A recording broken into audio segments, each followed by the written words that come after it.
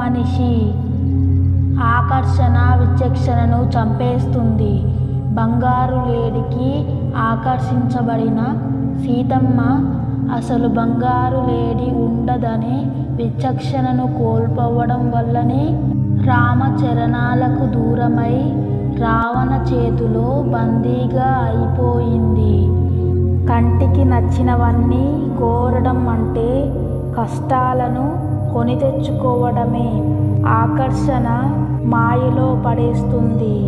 గుర్తుంచుకో. ఫ్రెండ్స్, ఈ వీడియో మీకు నచ్చినట్లయితే ఒక లైక్ చేయండి. అలాగే మా ఛానల్ని సబ్స్క్రైబ్ చేసుకోండి.